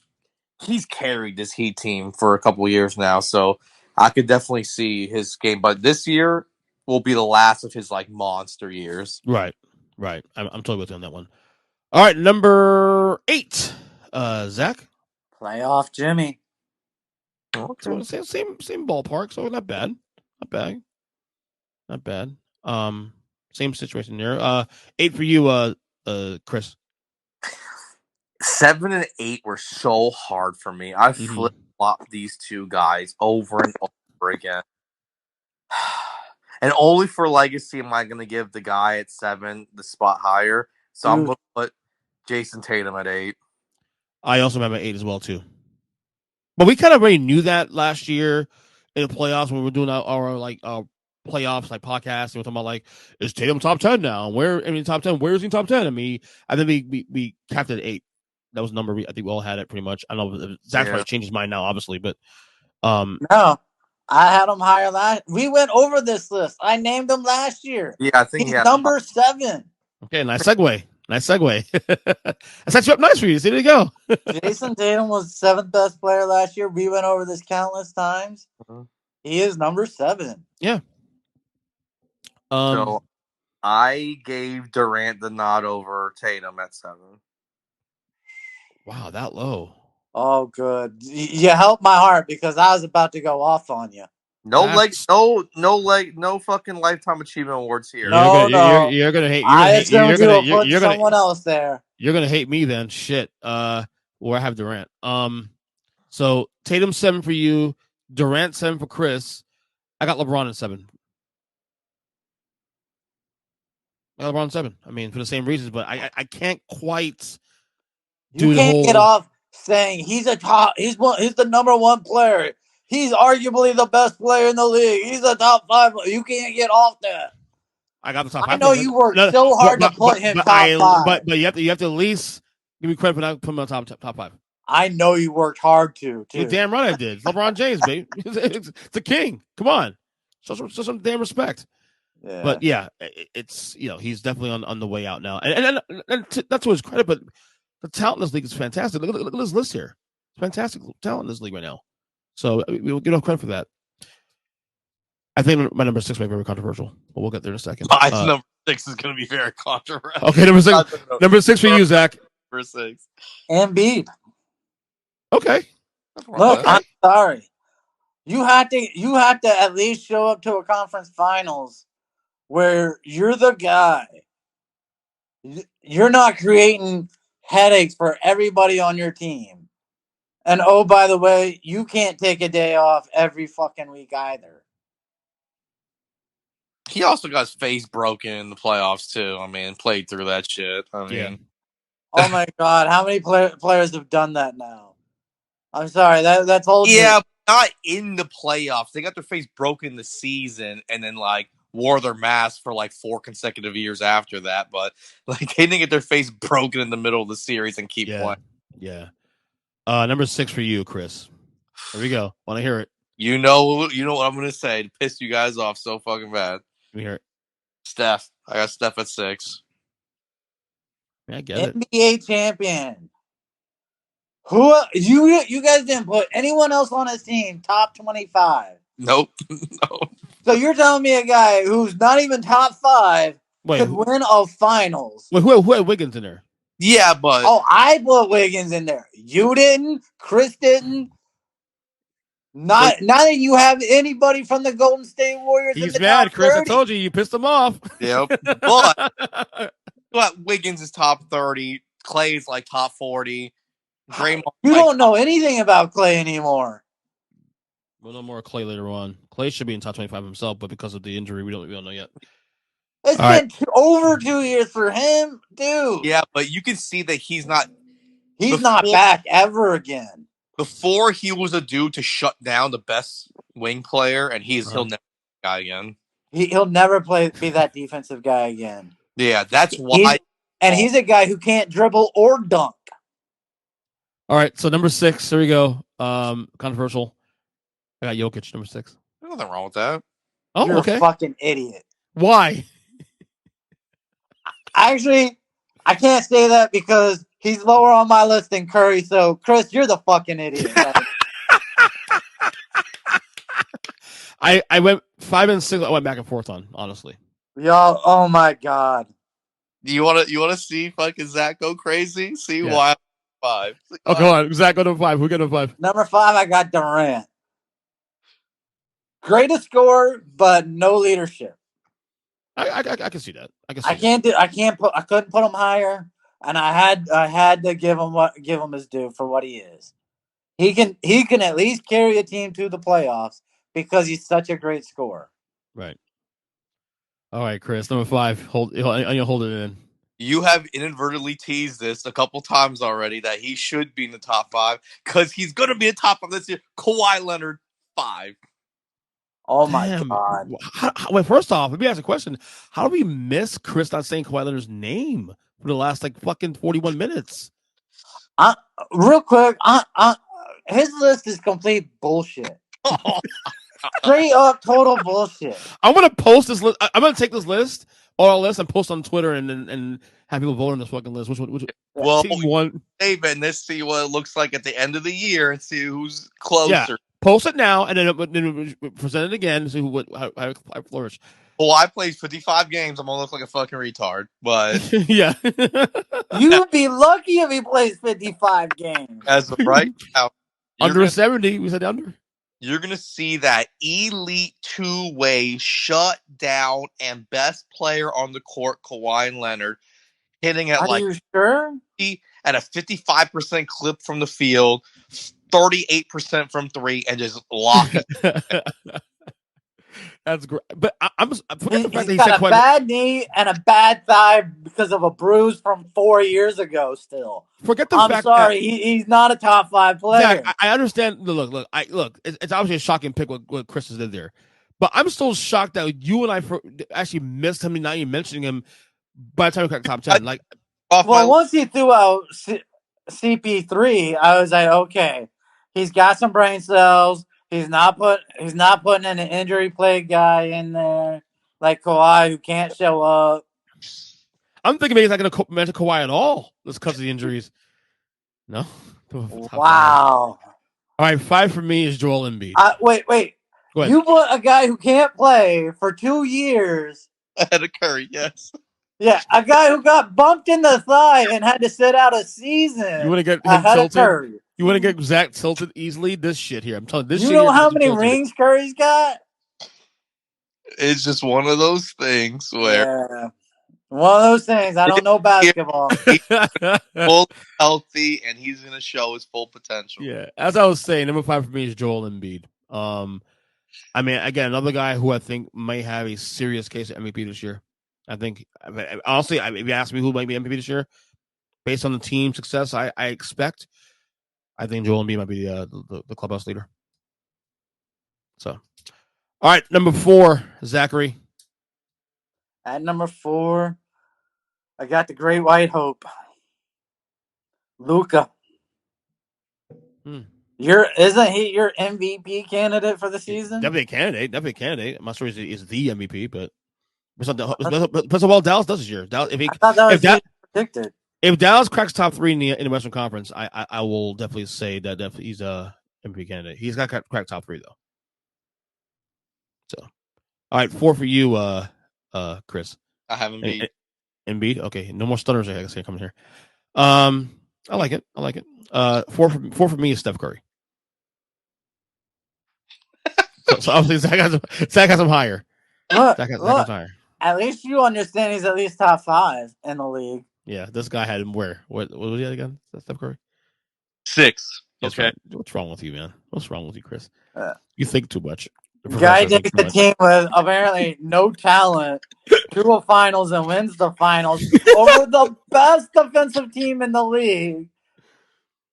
Getting guarded by the defensive player of the year. I'm with you, Zach. All right, at number 3, I had the Joker. Embiid. Me too. Back-to-back MVP. Can't do Embiid. You got Embiid number 3 also? No, he has. No. Jokic. Sorry, Jokic. Yeah. Joker. Right. You can't. Back-to-back MVPs only ascending. He proved putting up better numbers on a team devout of the all-star talent around him. He locked it up right there. Oh, he's fantastic last year. Top 3 in the league. All right, 3 for me is Luka Doncic. I guess based on what how all this has gone here, number 2 is going to be very controversial for me. We'll get in a second. Number 2, and I worked it really, really hard, and I had him at 1 until today.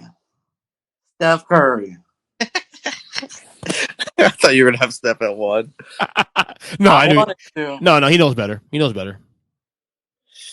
Look, Zach has many issues, but I don't think basketball and not really a big one. Y'all are laughing at me, but again, I repeat, he's got no help. No one in the top 30 for y'all's list. Only one guy in your top 40s list. Maybe 2 players in your top 50.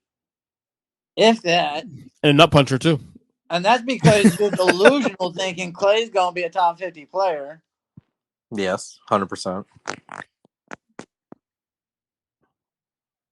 Man wanting it. Reigning NBA champion, MVP of the finals. Number 2. All right, number 2 for you, Mr. Krizmanic. This is funny. It's the 3rd time it's happened where each of us have had this guy 1 spot ahead. I'll have Luka at 2. Okay. He took his game to another level, Especially the unlocked playoffs. another, and then now it's just that year where he's just finally going to take over like damn near best player in the league. I just wish he would stop playing fucking national team shit in the fucking offseason. I know people say it helps because he can blow it up. Like last year, he blowed it up in the offseason. But as he continues to get better and as he continues to go into these long, deep playoff runs, he needs to learn that he has to rest his body or he's going to start falling apart. But, I mean, he's that good. I wasn't that firm a believer. If you probably asked me last year, I'd fringe top 10 maybe, that he's established top 2 player in the league. Yeah, and that playoff run was awesome. I mean, we don't count the Golden State stuff because obviously Golden State was by far a better team than Dallas. But wait, who led that team? Which team? The Golden team State? that beat Donich. Oh, Steph Curry. Oh, okay. Just want to know if you knew his name. And Jordan Poole. I just gotta make sure you know his name. God. All right, number 2. I don't know if this is. I mean, based on you guys list, maybe this is controversial to you guys. Number 2. I know it's more controversial than Kawhi number 5 for Chris. And maybe I'm just still blinded by the success he's had as a scorer throughout the last 5 or 6 years. I still gotta go KD. And for the record, Zach, everything you said about the leadership stuff, all that, 100% with you on that one. Ernest, I could but never. My God, KD at 2 when I got some. Putting number 5, a broken down has been. But at the end of the day, for me, all things equal, drama aside, injuries aren't an issue.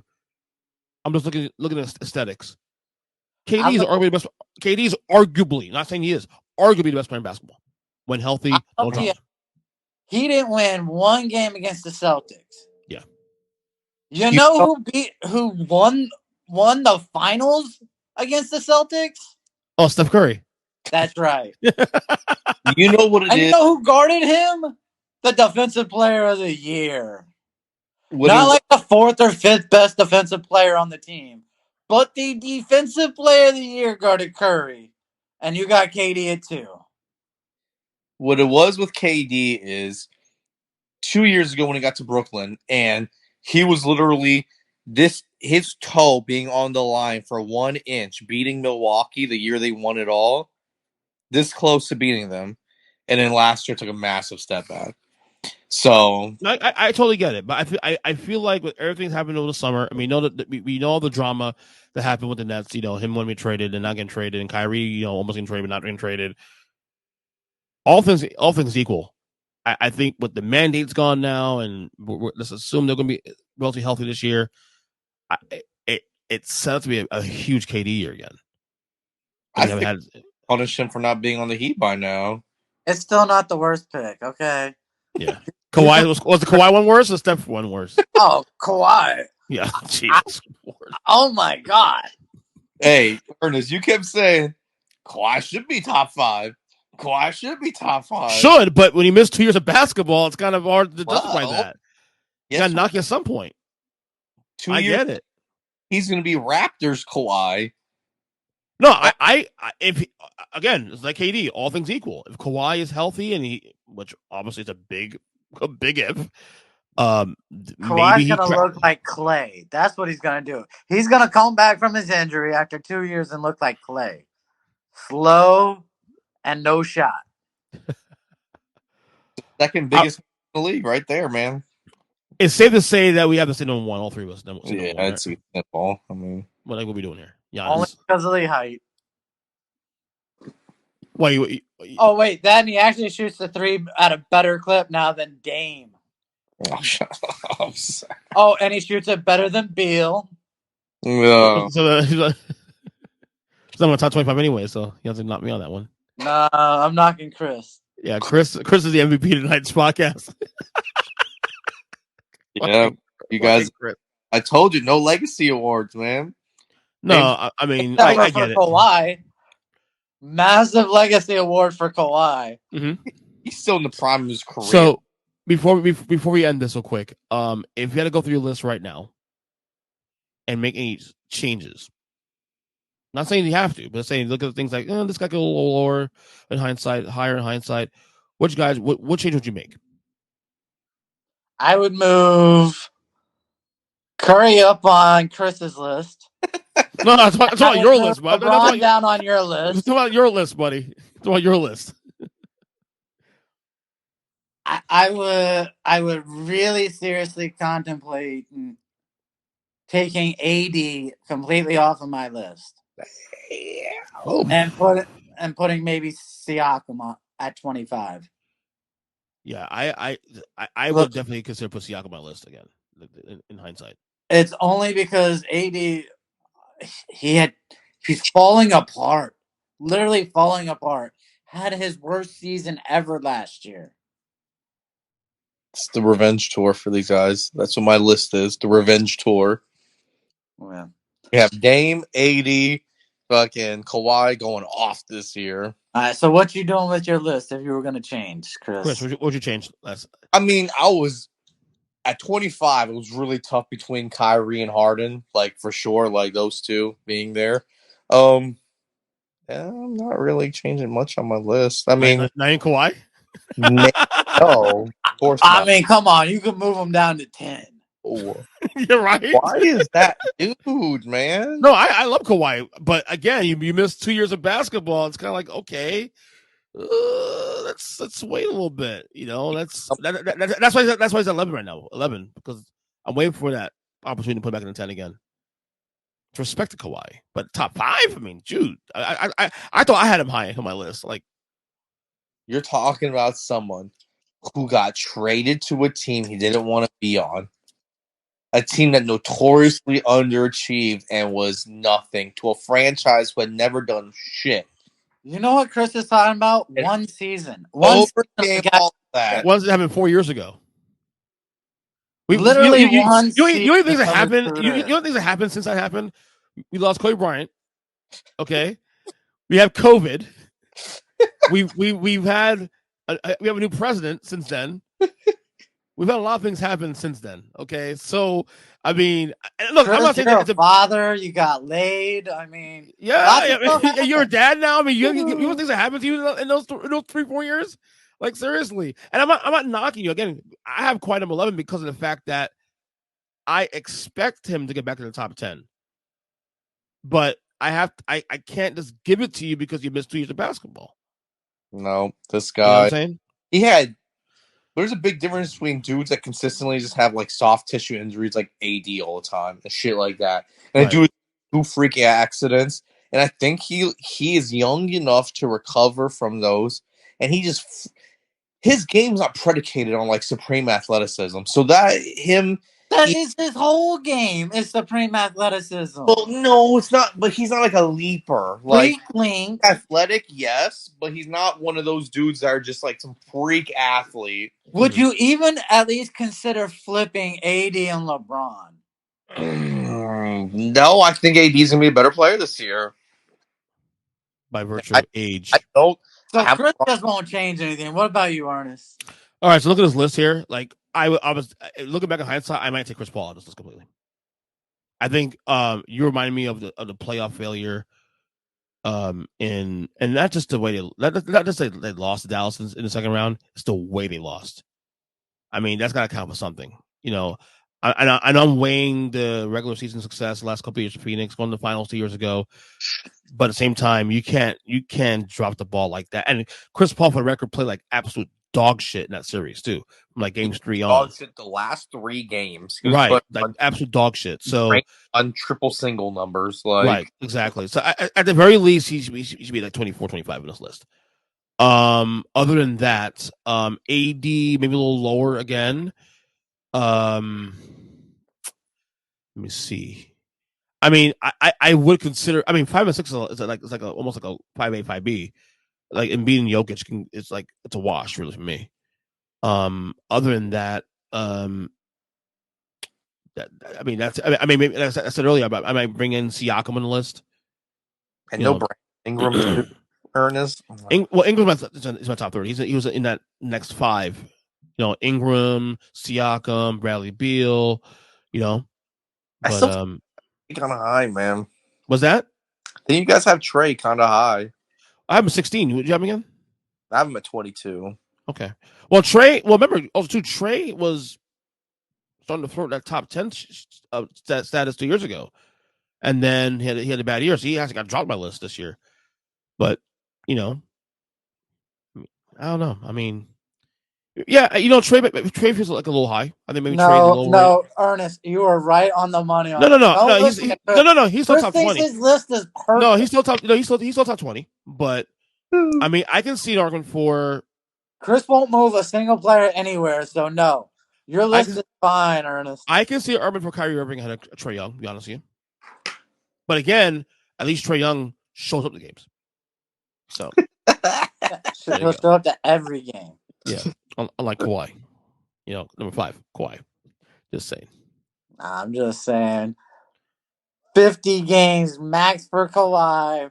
Well, the bet here is 70 games, and we said under, right? You want to adjust that number? I thought we were doing AD. Y'all were talking 72. I said 62 should have been the over/under. I'd still take the under. Oh, on both guys? Oh, I'll take the under on both guys. It's set at 62. But I will set Kawhi's number even lower. 55 for the over/under. Oh my god. he's still going under. How about 10 games? Still under? Look, I give him 48. I give him 48 to 52. But MVP status probably. But both no chance. Are going to be right there on the cusp. Well, it's going to be a fun year, and we'll obviously be checking out the NBA stuff, us 3, throughout the season. So look forward to that. Zach, Chris, good job as always. Yeah, man. You make sure you get these lists and you post them maybe halfway. Post them midway through the year and see what they look like. I'm posting them now. I'm posting them probably the next couple of days so I can put out there. And see I know, but it's easy for people to pick it apart now, but where it's going to end up being. Well, yeah, because 50 games into the season, Kawhi's going to be averaging 25, playing 12 games. He's going to be so great. He's going to have huge averages. Oh, God.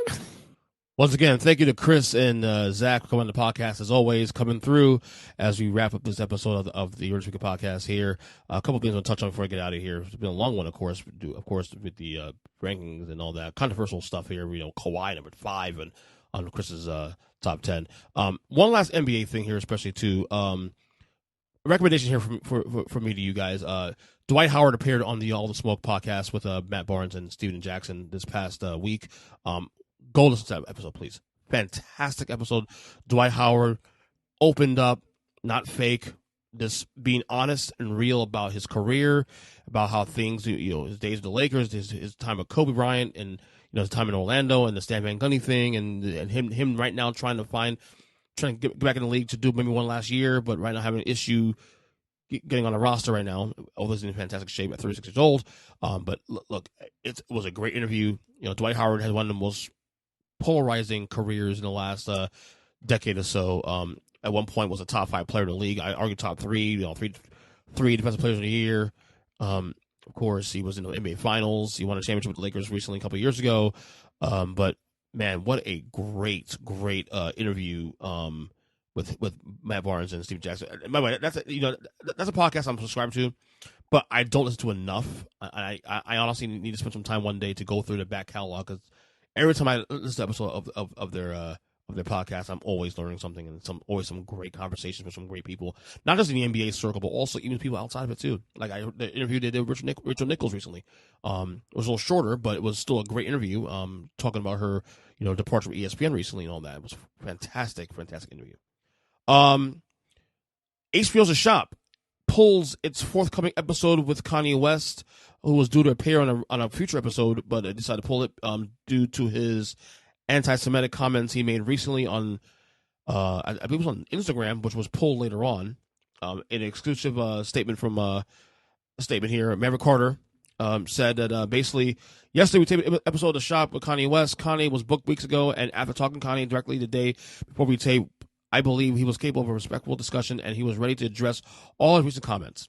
Unfortunately, he used the shop to reiterate more hate speech and extremely dangerous stereotypes.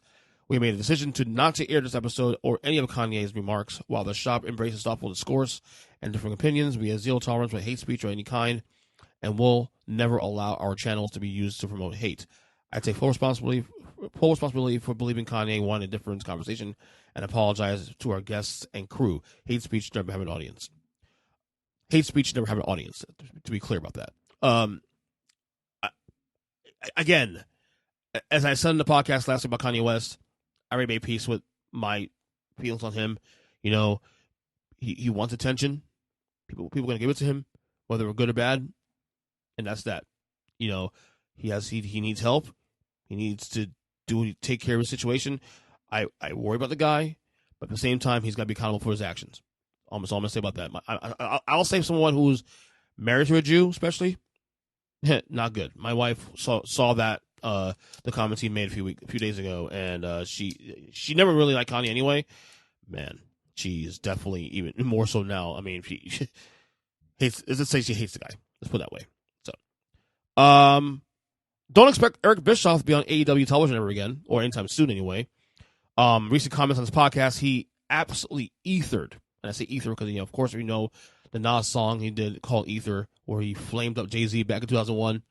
He absolutely flamed both AEW and CM Punk on his podcast. Which I do time to time, 3 weeks. I'm trying to find the quote here he did for Tony Khan. So about Tony Khan, he says basically, quote, Tony in particular says so much stupid shit, it's hard not to call him out about it. Like wanting to win Dave Meltzer Dirt Sheet Booker of the Year award 3 years in a row. Are you fucking kidding me? That kind of stuff makes it hard, not only for people that like me who have been in the industry, but even fans start to go, what? Meantime, my locker room is beating the shit out of each other. I got to fire people every week, and those that I'm not firing, I'm suspending. I don't know. Dirt Sheet Booker of the Year, is that something I'd be talking about? I don't think so. I mean, Bischoff has been very critical of Tony Khan and AEW in recent, probably the last year or so, year and a half. But a lot of things he says make sense. Because he understands the booking, and of course, Bischoff ran the WCW in its heyday, and I mean, he's the only guy that can say that beat Vince for 2 years in the ratings and stuff. So he has a lot of opportunity to sit there and brag and to give perspective on the business at large. Then he also went in on CM Punk, saying after talking about CM Punk and his situation recently with AEW, saying, quote, no, fuck him. I wouldn't have wasted $29 of fucking post fees to fire that piece of shit. I sent his attorney email that says, your fucking client's a bitch. I dare him to sue me. Worthless piece of scum, parasite of the wrestling business. The sad part about all that, though, is that what he's saying about CM Punk there, a lot of folks feel the same way. And it's in bunches. Because what we've learned with his return to AEW in this year, and the way things ended, if we assume that things are done between CM Punk and AEW, is that he only confirmed what everybody thought about him after he left WWE in 2014. Just saying. All right, so one more thing before I get you out of here. I am really looking forward to the holidays. It's been a really rough couple months for my family. There's a lot of things here personally. I don't think it's really, but I'm looking forward to something positive, something that unifies people, unifies my family. I'm obviously in the middle of October now, and we're getting closer and closer to the holidays. I love Thanksgiving, especially too. I love Christmas, and I was someone that when I got older, didn't really. It was I could take it or leave it for that matter. But as you become a parent, especially two kids and a wife, and my wife and kids love the holidays, especially Christmas. You start to really get back into it, and you really start to appreciate it. And I'm kind of at that place now, especially. But yeah, I'm missing the holidays now. I'm looking forward to the next couple months and things to just kind of like let's get back to a place where like we can, the holidays can be stressful, yes, financially, all that stuff. But it also could be a time of reflection and being grateful and all that. I'm looking forward to just getting out this next. I hate the summer for starters, so I'm glad the summer's over. We're in the fall, especially now. Although in Florida, you can't really tell the difference. It's still always so fucking hot here. But I'm looking forward to Christmas this year. Like I said, I'm the guy now that says If you want to play holiday music in November 1st, go right ahead. I don't care. So, anyway, that'll do for today's podcast. Of course, dated October 12th, or 13th, rather, 2022. Again, thank you to Zack The Degenerate, the professor himself, Kris Krizmanic, coming on the podcast. I am on Twitter at EJKristen7. Subscribe to this podcast on all podcast catchers, and we will talk soon. Later.